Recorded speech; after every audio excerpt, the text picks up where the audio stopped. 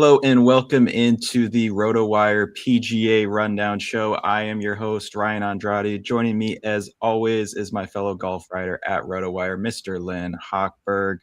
Today, we'll be previewing all things fantasy golf for this week's Texas Children's Houston Open.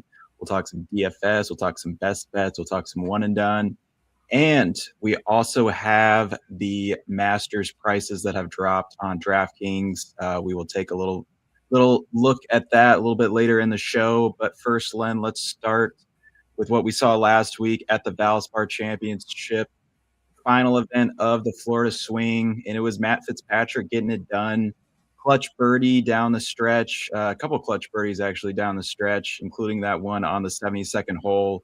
Comes back after falling just short at the Players' Championship. Just your reaction to Fitzpatrick picking up his third PGA Tour win and everything else we saw at the Valspar. Yeah, I'm obviously very impressed and doubly impressed coming off what happened the week before, the crushing loss. Probably thought, or a lot of us thought, he had the Players' Championship in his grasp. And a couple of things, resiliency, overcoming adversity, incredibly important in a professional athlete. Just recently on the PGA Tour, we saw Jake Knapp make a mess of the 18th at Pebble Beach when he had a chance to win. And he came back the next week and he won Riviera, which was incredibly impressive. But we've also seen Shane Lowry kick away the Cognizant, and he's missed his next two cuts. And Shane Lowry rarely misses cuts. He's not always in the mix, but he's had some years where he's missed only two cuts, and he missed two in a row. So we saw how one guy responded from a disaster and the other guy. And so Matt Fitzpatrick went the Jacob Bridgman route and was very impressive. And now he's thrust himself into the mix for the Masters. And I know we're going to get to Masters pricing at the end, but this win comes after he was priced at the Masters. Yeah, that's a great point. A few little interesting tidbits I found in those pricings that, as you said, we'll get to a little bit later. But I feel like just the season is sort of becoming defined a little bit by guys just, I don't want to say choking, but not coming through on Sunday. A lot of the leaders have really struggled. We saw Sungjae Im was up towards the top of the leaderboard a lot this week. He came into Sunday with the 2-shot lead and just shot a 40 on the front nine, just was never really in it, hit a lot of really bad shots. Sungjae, I don't think was a guy that, we've really talked about much. And a lot of it's just because he's had kind of a wrist injury. He had a really bad year last year, but at least he was up there for some of it. He's still, it's hard for me to believe this, Len. He's looking for his first PGA Tour win since 2021. For as talented as, we know that Sungjae is, and he's still really, really young. It's kind of crazy that he hasn't won since 2021. So hopefully, his game starts to continue to take shape. We saw some other really solid performances by some of the big name guys. Xander Schauffele had a really nice Sunday, turning a T4, Patrick Cantlay and T7, Jordan Spieth, T11. So, you got a lot of bigger names that are starting to play better golf as we sort of work towards the Masters. Anyways, with the Florida Swing now over, let's transition to this little Texas two-step we got this week. We're in Houston. Next week, we're in San Antonio. But big news, Len, this morning. Scottie Scheffler decided to withdraw at this week's Houston Open. He's expecting the birth of his second child this week. That's the real reason why he's not going to be teeing it up here. But it was kind of a late add to the field. Wasn't announced very early. We're not expecting him to play San Antonio, so this might, he might go from the Players to the Masters. It might be 3 weeks off like that. Just your reaction to that, and what are you sort of expecting from Scottie as we look towards the Masters? Yeah, just a complete, just crazy morning for me here. Had to rewrite the article to get news of Scheffler's withdrawal in there. In retrospect, maybe not surprising, because in the run-up to the Houston Open, it was very surprising that he was not in the field until it was announced on Friday. It's not a hometown tournament, but he's a Texas guy. He's played this tournament 6 years in a row. You always knew he was coming like weeks in advance, and they'd be promoting him, selling tickets, all kinds of things. And it wasn't until Friday when the field was published that we saw him there. So now it all makes sense. This tournament is kind of hurting now. It was kind of hurting with him. Had only 3 top 25, but once again, the headliner is Brooks Koepka, and Brooks Koepka, probably the best thing to happen to the PGA Tour this year. Continues to prop up these lesser tournaments. He's just a big name and a big draw, and he's now the #1 headliner in this tournament, even though he's not one of the higher ranked guys. So just a crazy turn of events here, and still trying to process it all. Yeah, like you mentioned, just it was weird not seeing Scheffler on the list for so long. Just it's been a tournament. He's played so well here before. He's got 3 runner-ups in the last 4 years. So, we had kind of talked about him a little bit. He came in, this season, won early. He made that record streak of 18 straight top 10 finishes. And now the last 3 events he's played, he's finished outside the top 10. So, a lot of, maybe not a lot, but definitely a little bit of question about Scheffler's form. Where is it at heading to the Masters? I'm sure he'd like to be playing better, but, it is what it is. And, much like Rory McIlroy, who, had the back injury, didn't play very well at TPC Sawgrass. We don't expect him to play to the Masters. So a couple of, the biggest names that, going into the season, we all expected to be up there at Augusta. A few questions mark for sure. And, leaves the question of, who might be the favorite going to Augusta this year. But, we'll get to that a little bit later. Talking about Memorial Park this week, Len, it seems like there's a lot of talk about everybody. It feels like a Bombers week. You look at the leaderboard, you got all the big dogs up there that just hit it a mile. Is that kind of what you're looking for this week, or what are some maybe other skills that you'll be tuned into? Yeah, it definitely does favor the longer hitters. It's over 7,400 yards for a par 70. But as we've seen the last 2 years, and I think it's important to focus on the last 2 years, because even though Memorial Park has been around 5 or 6 years, it used to be played in November. The Houston used to be in the fall. And 2 years ago, it got moved into the regular portion of the PGA Tour schedule. And big difference playing in March, late March, and November. So focusing on the last 2 years, putting has also been very important, and the better putters have been way up on the leaderboard.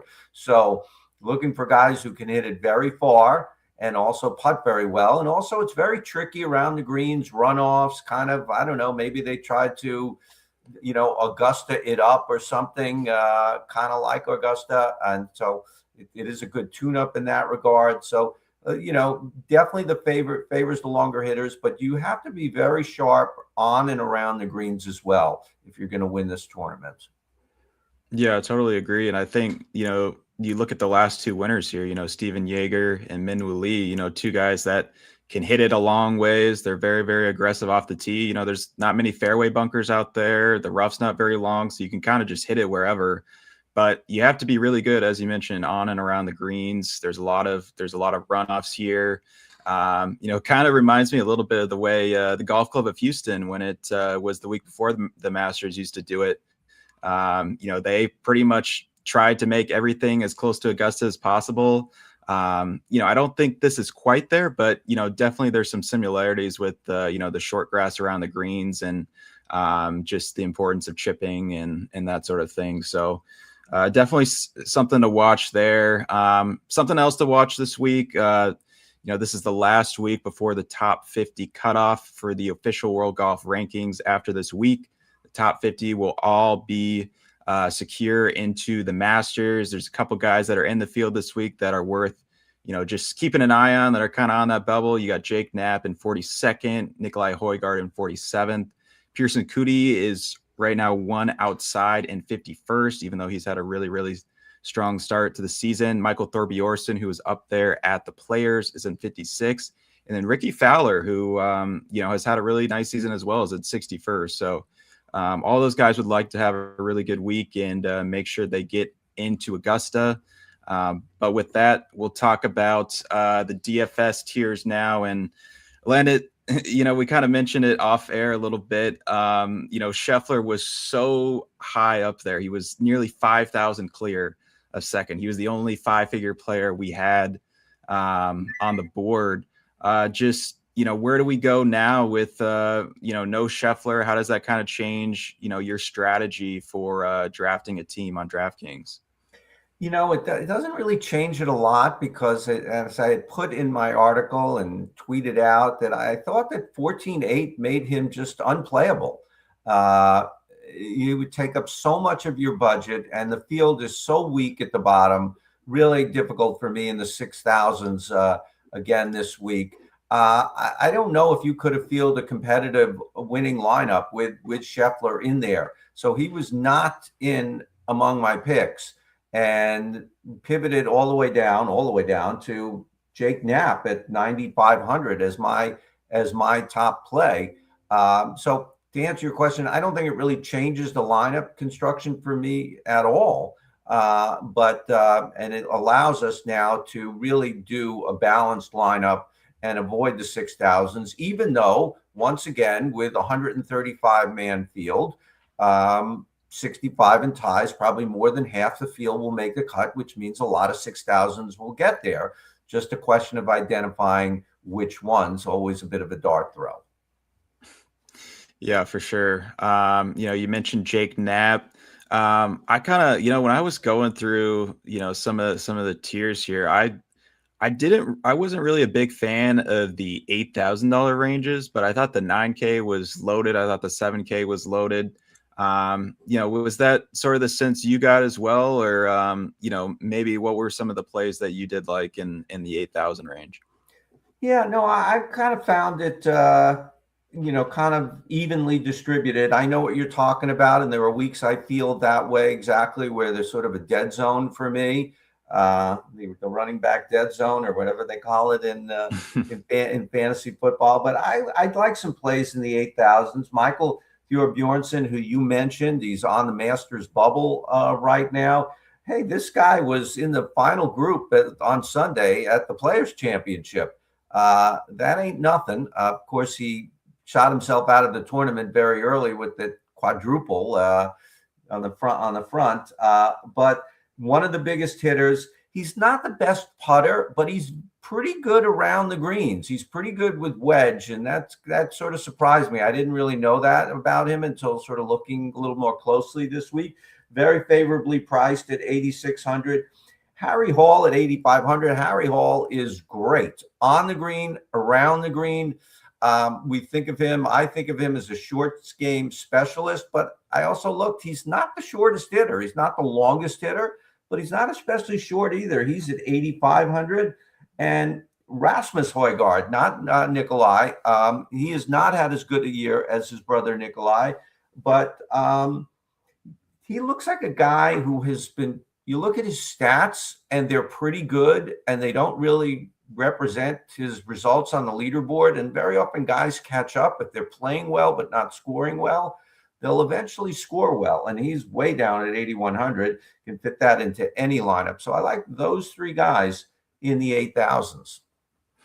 Yeah, I love that there's finally some separation between the twins. I feel like all these sites, they always just try to group them right together, thinking they're the exact same player. But it seems like they're finally catching on that Nikolai's had a really, really good year, and Rasmus, he is actually still in the Masters. He's already locked in via the top 50 from the end of 2025. But interested to see how he plays for sure. As we go into the 7K range, I mentioned, I did like the 7K range a lot. I thought there was a lot of really good plays in here. The guy that I was surprised was this low was Sahith Theegala, 7,600. It feels like he's been a better player this year than a lot of the guys that are priced above him. I think Memorial Park is kind of perfect for his type of skill set. He's kind of a guy that just sprays all over the place, and his around the green and on the green, he's just kind of like a magician. I feel like these last couple of weeks, whether it be Innisbrook or TPC Sawgrass, all really tight corridors, got a lot of tree-lined fairways, got a lot of just trouble all around. And it feels like this is much more his speed. Missed the cut last week at the Valspar, but I think this will fit his skill set a lot better. He's played here 4 times before, never missed a cut. So I really like him. I also really like Ryan Fox at 7,400. Little concern coming off kidney stone surgery. Didn't play at the Players, but this should be a great venue for him. He's another really long hitter. Really doing everything well this year. Approach has been solid around the green. He's always been a pretty good putter. And he finished T15 last year in Houston. So Ryan Fox would be another guy that I would be looking for in the 7K range. Any other plays in the 7K range that you like, Len, this week? I have both of those guys, Tagala and Ryan Fox, and I do have some others, but Tagala's played every tournament this year.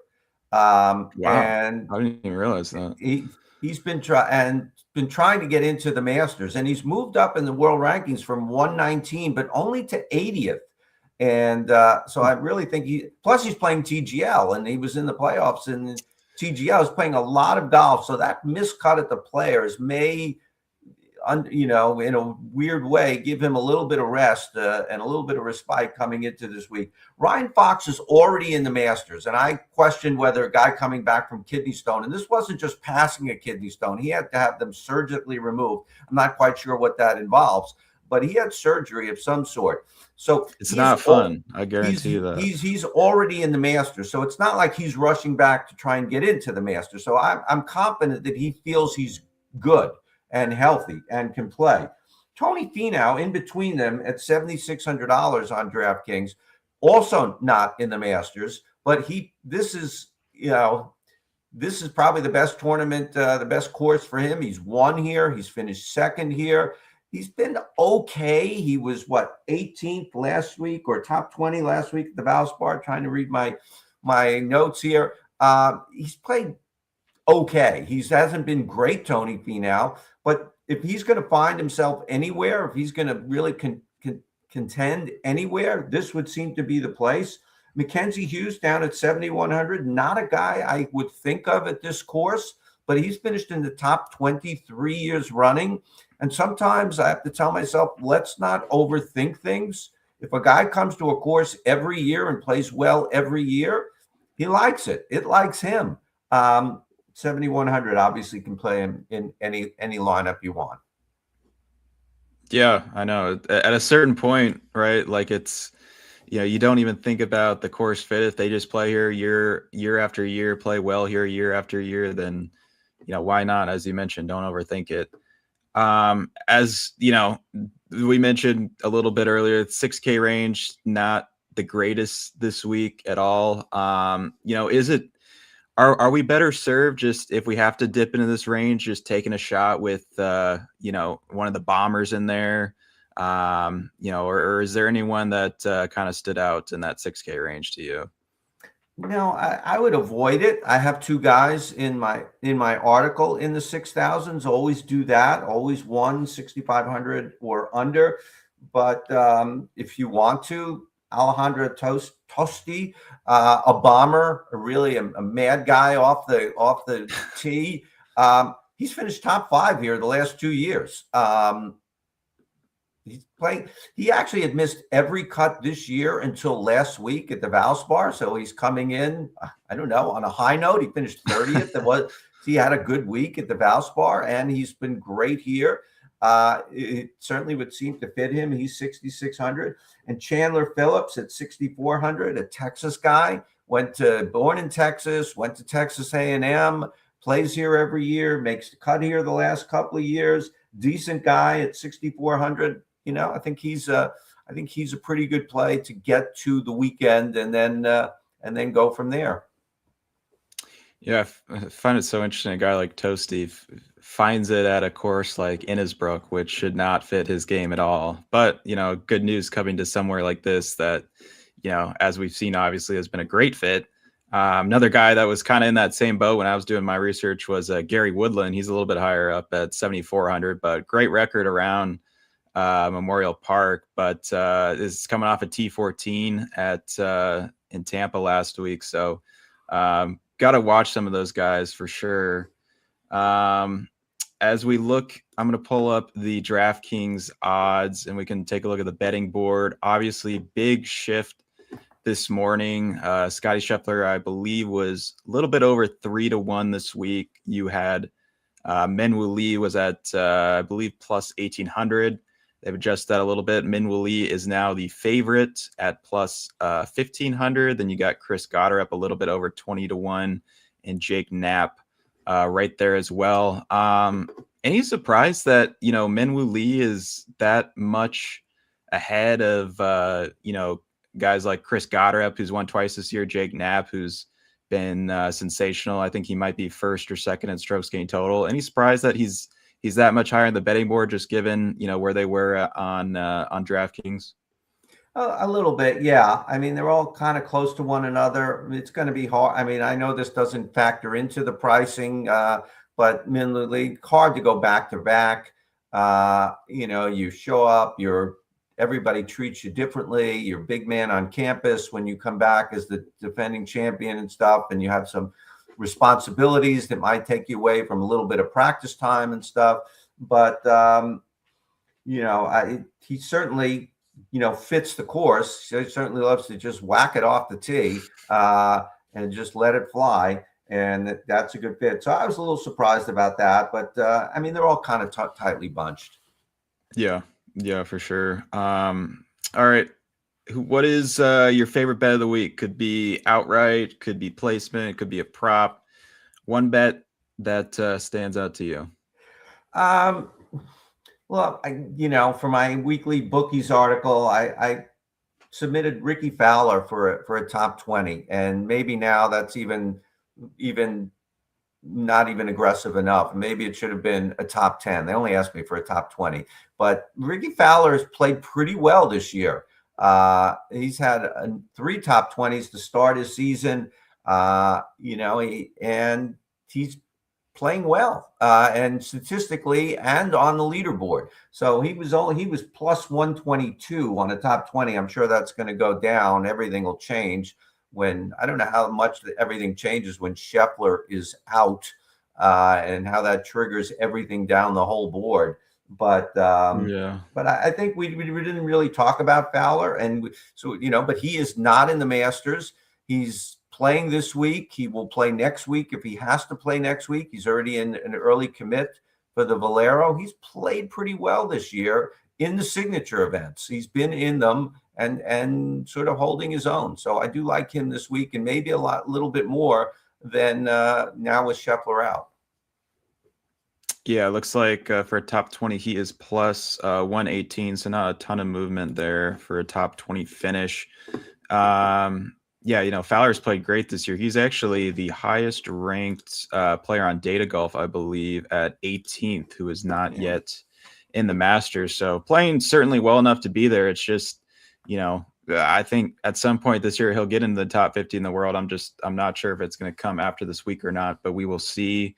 My favorite bet of the week was Adam Scott for a top 10 at plus 315. He's hitting it as well as he has in a really long time, honestly. He's 9th in strokes gained approach. He's 5th in proximity this year. I thought he looked particularly strong in the 150, 225 range. This course, I think, has a really nice mix of, short par 4s, long par 4s, shorter par 3s, longer par 3s. It's kind of got everything. And so, I think being good with the mid to long irons can help you on a lot of holes on this course. There's 5 par 3s again this week, as we saw last week. So par 3s will be important. This year, Adam Scott is 3rd in par 3 scoring. So I think he's doing a lot of good stuff right now. And, I think a top 10 is certainly achievable for Adam Scott, even at 45 years old. He's obviously in the Masters as a past champion, so not worried about that. But, I'm going to take Adam Scott this week, plus 315 for a top 10. Let's see. Let's shift over to some one and done talk. And Len, you had a really good week last week. Xander was your pick. Had a strong close, 6 under on Sunday to finish T4. Me, I did not have quite the same luck. I took Ryo Hisatsune.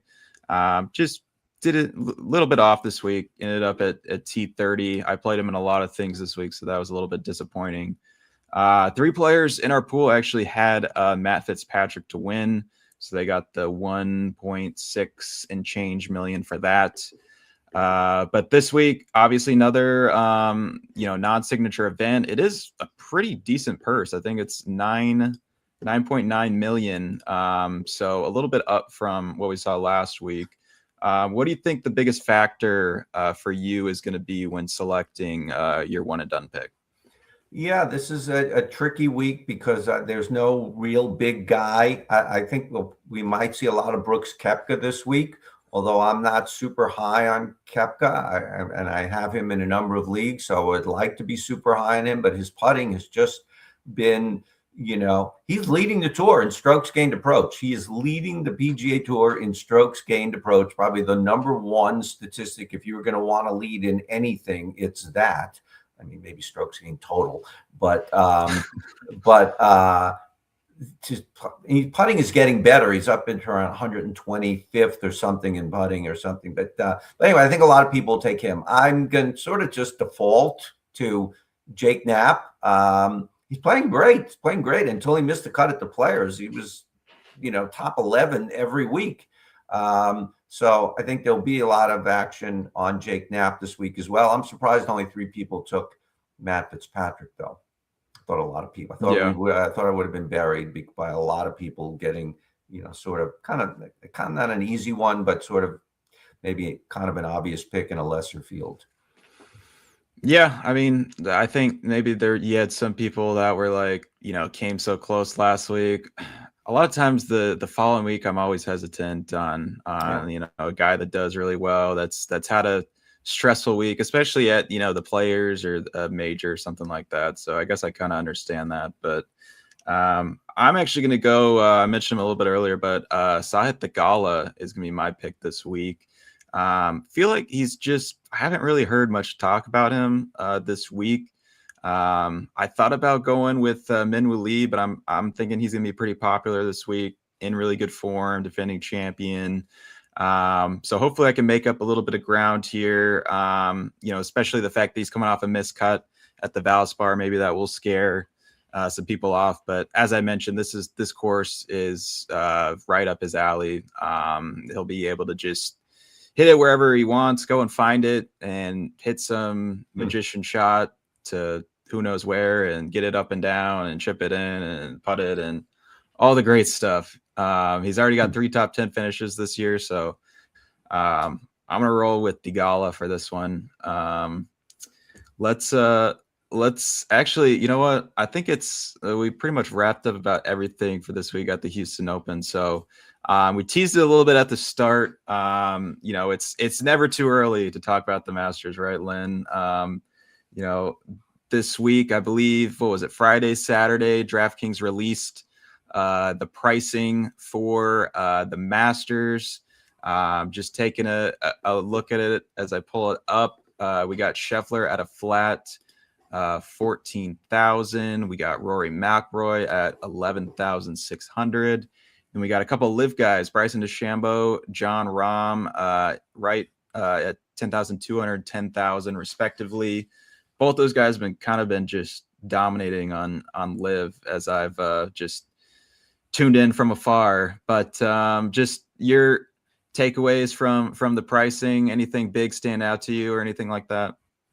Yeah, I think there's going to be a lot of questions about Scheffler and McIlroy, and I think we're going to see a lot of action move to DeChambeau at a very favorable price. 2 years ago, finally figured out Augusta, which just flummoxed him and confounded him, and he couldn't. The mad scientist couldn't permutate what to do at this course, but he's figured it out. He's had some very good results. 10,200. Even a great pick, I think, in a one and done, because you can only use the live guys 4 times a year. Getting ahead of myself there. But some other guys, Cameron Young at 9,200.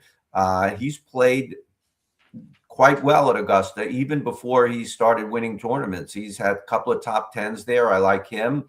Patrick Reed, I'm always big on him. It looks like he's got a big price jump this year. I don't remember him being 9,000 before, but I think they finally figured out, hey, this guy plays well there every year. We talked about it a little bit before. Matt Fitzpatrick priced at 8,700 before winning the Valspar. I think that's going to be, I think he would have ticked up a couple $100 or so. And there's some other guys. Corey Connors is in top 10 almost every year, 7,700. Sung Jae Im plays the Masters very well. He's at 7,500. So it's invariably with these majors, there is a lot of value deep into the 7,000s, even in the 6,000s. Yeah. Actually, a couple of names I wrote down that I was a little bit surprised with that low. Russell Henley, Akshay Bhatia, Siwoo Kim, Minwoo Lee. They were all towards the top of the 7K range. All guys that have been very popular across DFS this year. Have played really, really well, and all should be pretty good course fits as well. So it's going to be a week where you're going to be able to find a lot of value. Really, you can kind of play the top of the board, I think, however you really want to. We did have a question pop in about Scotty's withdrawal today. Will it affect how you feel about him for the Masters? I mean, we talked about it a little bit, but honestly, for me, I think it's less to do with his withdrawal today, more just to do with his current form. 3 straight finishes outside the top 10, which, to a lot of guys, that's like close to missing 3 cuts. For a guy like Scotty, I think, his iron play hasn't really been quite as sharp this year, Lynn. Some other parts of his game has been better, but any final sort of thoughts on Scotty and his withdrawal today? Yeah, I thought he needed this tournament. I thought he needed to play well. I know what we're talking about here, that 2 top 5s, a top 10, and 2 top 25s in your last 5 tournaments is considered not well for him. But, every other guy would kill for a 5-week stretch like that. But I thought he needed to. I don't know where his confidence is. I imagine it's a little bit shaken because everything would come so easily for him. So I thought this was an important week for him. I thought he could have won this tournament, based on playing so well. So I'm a little bit of a downgrade on Scheffler at the Masters because of this. Absolutely. Yeah, I think it's going to be fascinating to see, how his ownership sort of fluctuates on DraftKings just based on, some of the question marks around him. Rory obviously dealing with the back issue. Colin Morikawa, another guy that was in great form, has had a lot of good finishes at the Masters. He's also dealing with the back issue. And then, the 2 live guys, Bryson and Rahm, who have played extremely well over there. But, how is that going to translate? A lot of question marks there. So, we got 2 more weeks and then we can really dive into this a little bit further. But, it's never too early to be talking about the Masters, that's for sure. Absolutely. Yep. So I think that will just about wrap it all up for us. If you want to follow us throughout the week, get updates on the tournament and any interesting other news. Lynn always has some great nuggets that he tweets out throughout the week. You can follow me at roto_Ryan. You can follow Lynn at Lynn Hochberg on X. We will see you guys next week and look ahead to the Valero Texas Open.